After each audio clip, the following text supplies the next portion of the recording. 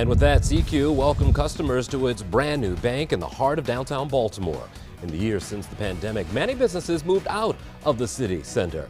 At the same time, though, new locally owned stores have moved in, and some of these entrepreneurs are doing so through an initiative called Boost.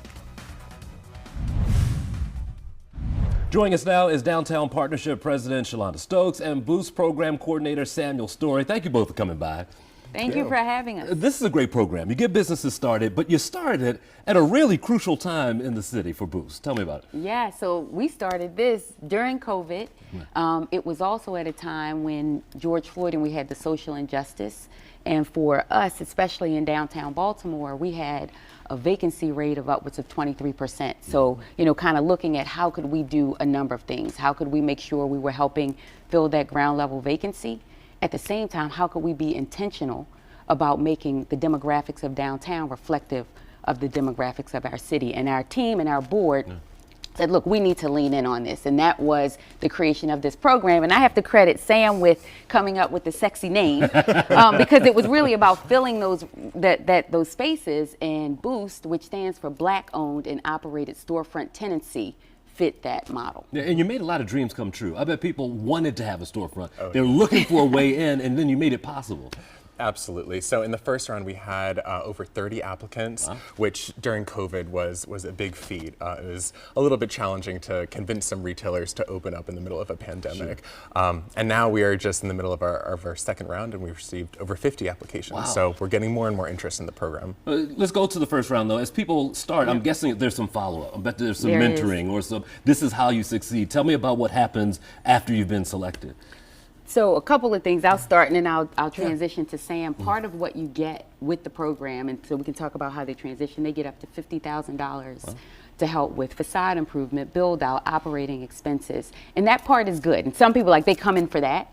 But what's better is the cohort and the surrounding education model that was built. And so they get training in marketing and finance and merchandising, and we do that with our board and our other partners and members, and so we're building this around their success. Sure. Absolutely. So we provide a relatively large unrestricted grant to all of our businesses to be able to support their growth and operations in a new space.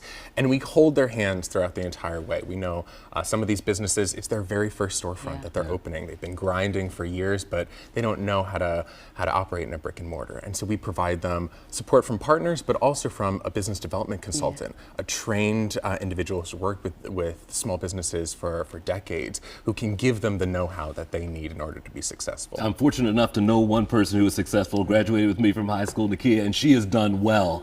And you can just see that progression, and it happened quickly. She is absolutely a rock star, and I noticed how you slid in the high school piece. I didn't say what's You slid in the high school piece. People know us, and so we will leave it there. But Nakia is a rock star, and I think it's evident of the selection of those businesses and the thoughtfulness that goes into not only picking great entrepreneurs, but businesses that really thrive in this environment. And so I know we've had, as we go back and look at how successful they are, I mean, some of them report revenue increases of upwards of 300%. Whoa. And so it's been successful. Well, with a success like that, you're able to say, let's do it again. So 2 weeks from now, you'll try for, or we won't try, you will have a second cohort. What went into making that decision? A lot of planning. So we released our call for applications at the beginning of this year.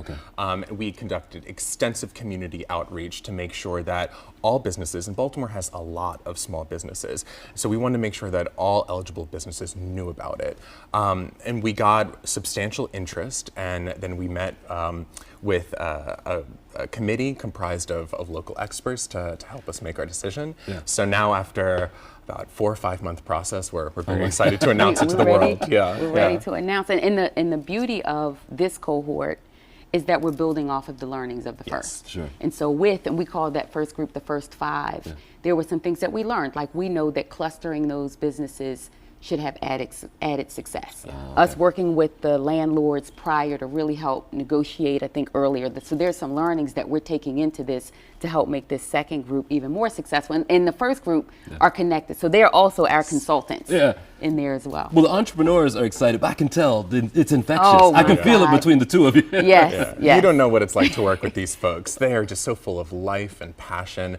And we try and be really intentional when we select the businesses that we work with to make sure that they are involved in their community, that they're Yes. giving back. Nakia is a really great example. She's extremely active with sickle cell activism. And she just represents the spirit that we're looking for in our cohort. Folks who want to give back, who want to be a part of the community. I love it. 2 weeks time, a big unveiling. We will be there. We appreciate seeing you both. Thank you Thanks, so much. Thanks for coming by. Thank you.